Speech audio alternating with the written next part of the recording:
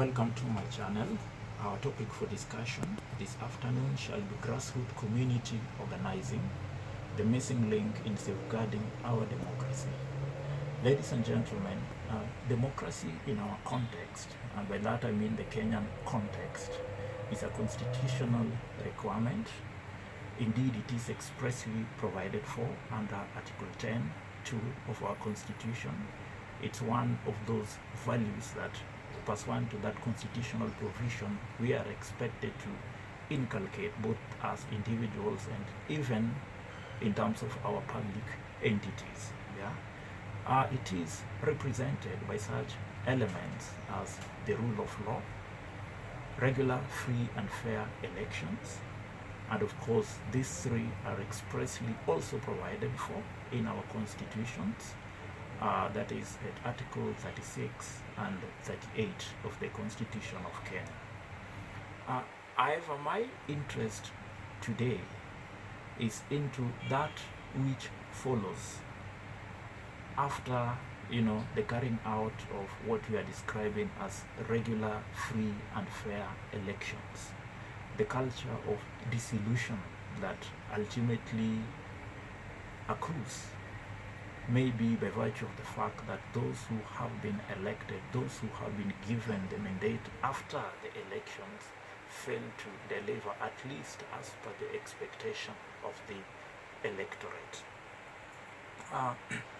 Now, in today's discussion, it is this dissolution that follows after election which I shall seek to interrogate.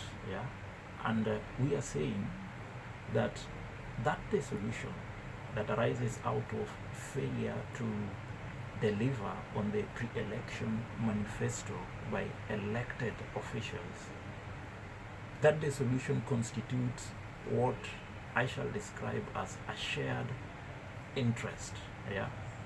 It is a shared interest in the sense that you have quite a number of people, quite a number of interested parties in terms of voters who have voted but are not seeing the result as they anticipated at the time when they cast their ballot, therefore establishing that missing link. It is this missing link that we expect to interrogate today. Of course, just on the flip side, it would also be important to add a recap that we described in one of our previous treatises in this channel, also where we talked of the efficacy of the Communist Party of China. And you realize that there's one of the core ingredients that we said has been responsible in ensuring implementation of the manifesto in the ground in China was what was described as the cultural revolution that was put in place and effected by Mao Zedong, who was the founder of the Chinese nation as it is known today after the 1949 revolution. But of course, we have to bear in mind that the disposition in Kenya is or may be fundamentally different from that in China, so that it may not be possible to have suddenly that sort of a cultural revolution which would, as it were, inculcate in individuals who have been vested in office that urge, or rather inculcate in them that philosophy of strict adherence in ensuring delivery in terms of the manifestos of the parties that sponsored them to the various elective positions under which they were elected.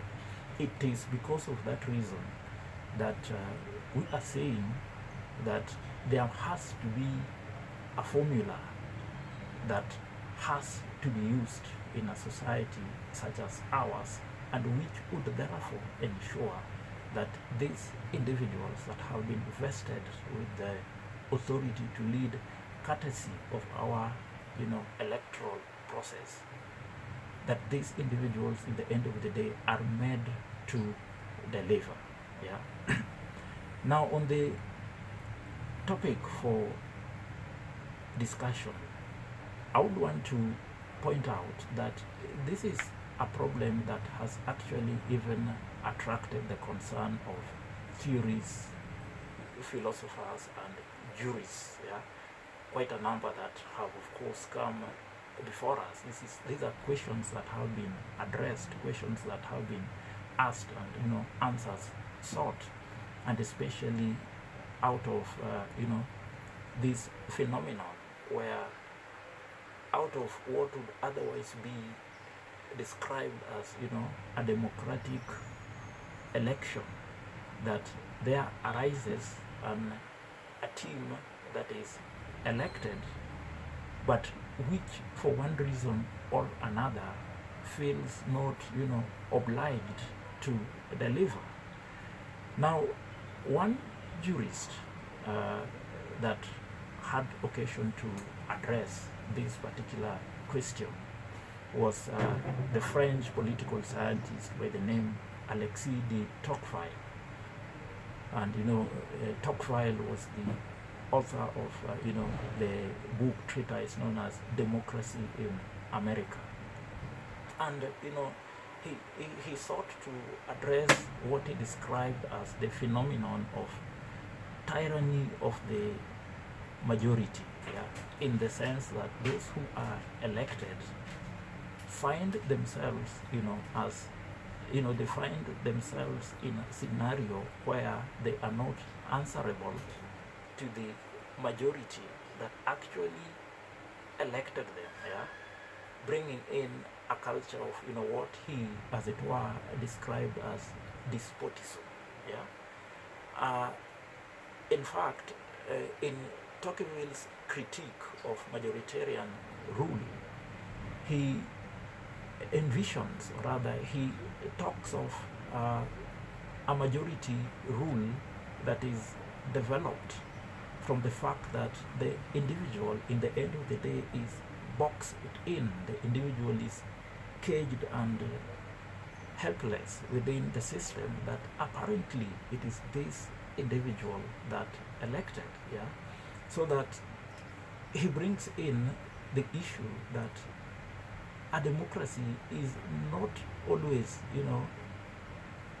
what it seems or it appears to be, in as much as the people may have voted through universal suffrage, in as much as the people may have elected someone to office, but how do you address the question of that person or that team or that group that is ultimately elected, now usurping that power that they have been given by the people, and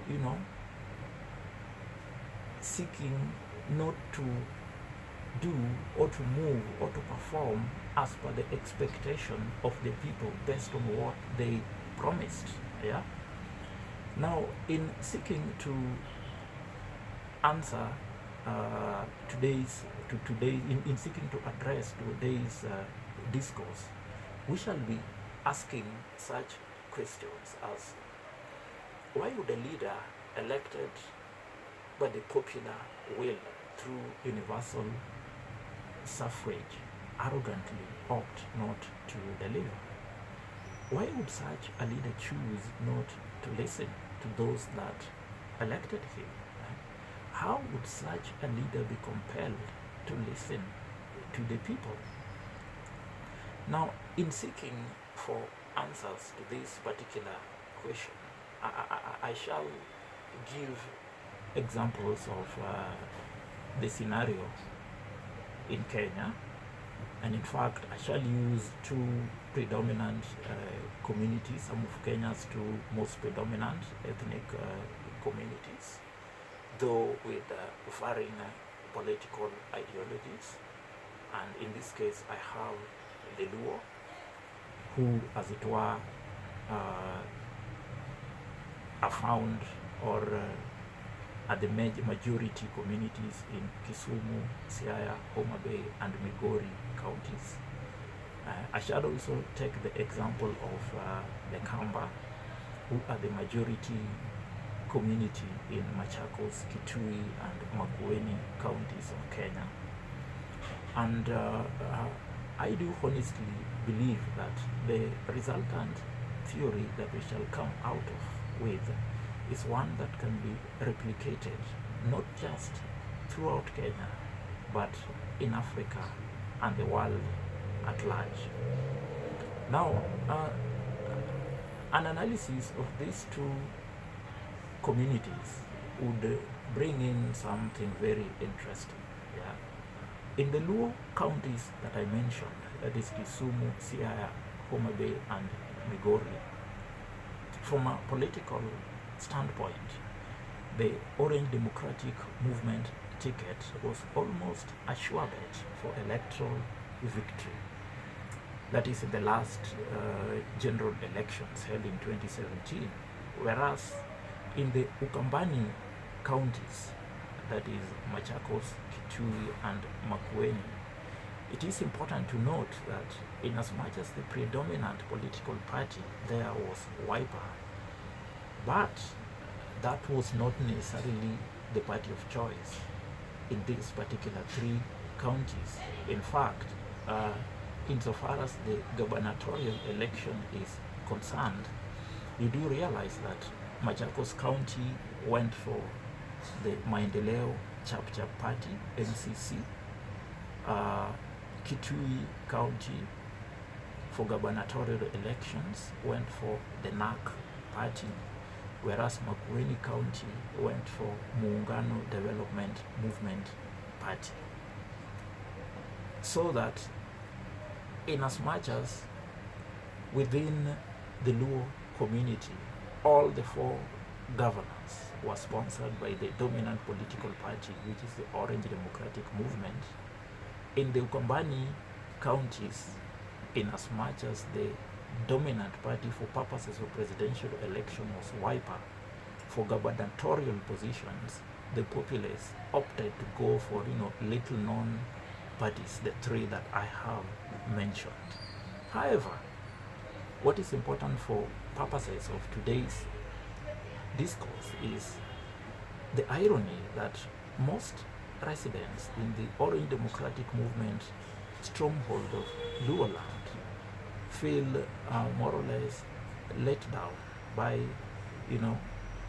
leadership in their respective counties, whereas interestingly the Ukambani counties have stood out as a beacon in terms of development and innovative solutions to their people's problems and issues, which are of wide national and even to some extent international acclaim. Yeah. So that the question that I sought to ask is, why would it be that in ODM strongholds, yeah, and as we all know, these are areas that are known, at least within the Kenyan historical context, for having stood strong and always stand strong when it comes to movements that have brought reform, movements that were actually responsible for the constitutional changes that birthed devolution. Then why is it that when it comes to actual performance after the passage of the Constitution 2010, why would it be that residents that come from areas that are predominantly ODM would be dissatisfied in terms of service delivery, whereas their counterparts in Ukambani, who of course were not known for such proactive and frontline stances when it comes to reform, apparently seem to be enjoying and basking in terms of being pace setters when it comes to demonstration as to how county governments should work. Ladies and gentlemen, it is my argument that the disconnect and especially in the ODM counties, may be because of the lack of that important nexus, that important push that ought to come from the same community that are known to have always stood strong and in the front line when it comes for fighting for reforms. It is my argument that communities in these particular areas have to organize, they have to come together to put their governments to task, so that it's not enough that someone has been elected and has the party ticket. No, getting a party ticket is just but a first step towards the ultimate goal, which is implementing the manifesto of the party so that the lives of the people change. Yeah?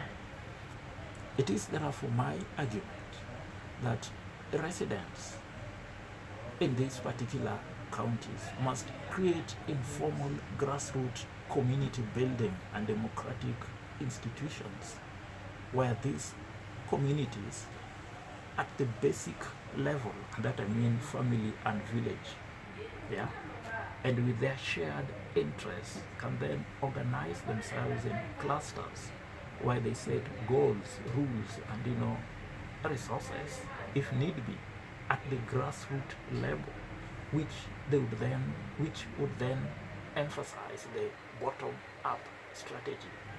What I'm saying is that the residents, pursuant to our well-crafted constitution, that is Article 36, which guarantees freedom of association, have got that capacity to, form themselves into communities, yeah, from the very basic level, wherever they are at the grassroots level, having identified a shared problem, having identified a shared issue, yeah, that they think ought to be addressed by the government, then they ought to organize and come together within such cluster groups with such shared, where such shared problems and issues would then be appropriately addressed.